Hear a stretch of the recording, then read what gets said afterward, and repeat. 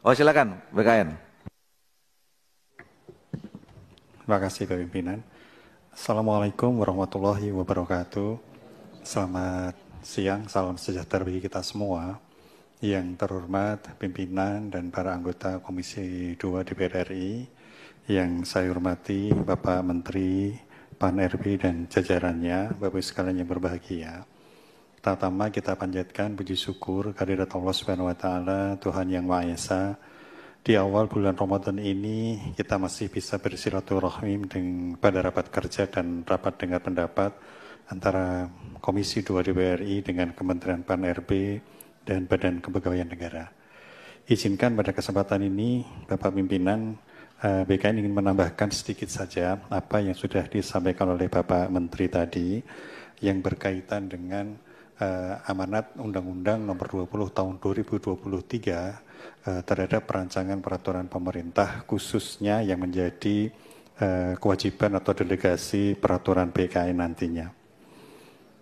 Bapak Ibu yang saya hormati, dengan telah disahkannya Undang-Undang Nomor 20 Tahun 2023 tentang aparatur sipil negara, BKN perlu untuk terlibat dalam pembahasan rancangan peraturan pemerintah tentang kelembagaan BKN maupun tentang manajemen aparatur sipil negara.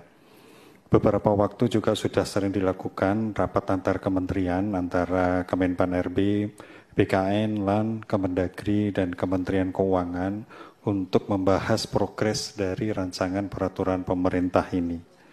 Sehingga kami melihat bahwa BKN sebagaimana yang tertera dalam paparan kali ini memiliki tugas dan fungsi untuk merumuskan dan menetapkan kebijakan teknis, pembinaan, penyelenggaraan pelayanan dan pengendalian atas pelaksanaan kebijakan teknis manajemen aparatur sipil negara.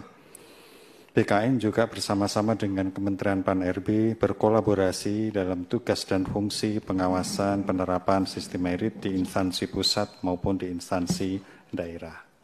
Bapak Pimpinan yang saya hormati, sesuai dengan rancangan peraturan pemerintah yang sudah disusun kali ini, maka BKN telah membuat rumusan delegasi peraturan, tugas dan fungsi yang diberikan kepada BKN yang antara lain ada 16 substansi yang harus diatur di dalam peraturan Kepala BKN. Yang pertama tentang nomor induk pegawai, baik itu pegawai PNS maupun P3K, nanti akan ditetapkan nomor induk pegawainya oleh BKN ketika yang bersangkutan memenuhi syarat untuk dilantik menjadi pegawai aparatur sipil negara. Demikian juga dengan setelah yang bersangkutan ditetapkan NIP, kemudian diangkat menjadi pegawai ASN, tentu diambil sumpah dan janjinya, baik itu mereka yang sebagai CPNS maupun calon P3K yang menduduki jabatan pimpinan tinggi maupun jabatan fungsional dan pelaksana. Kita juga akan mengatur tentang tata cara pemberian cuti ASN, kemudian kita juga akan mengatur tentang tingkat dan jenis hukuman disiplin, penjatuhan hukuman disiplin, kemudian kewajiban bagi pegawai ASN untuk masuk kerja dan mentaati ketentuan jam kerja. Di samping itu, BKN juga akan mengatur tentang kewenangan pejabat yang berwenang menghukum kaitannya dengan pelanggaran disiplin. Kemudian BKN juga melakukan penyusunan berkaitan dengan teknis pemanggilan sampai dengan penjatuhan hukuman disiplin. Tadi disampaikan oleh Bapak Menteri kaitannya dengan salah satu substansi di dalam PP itu berkaitan dengan pengadaan. Tentu untuk pengadaan ini memerlukan peraturan teknis yang akan diatur di dalam peraturan BKN.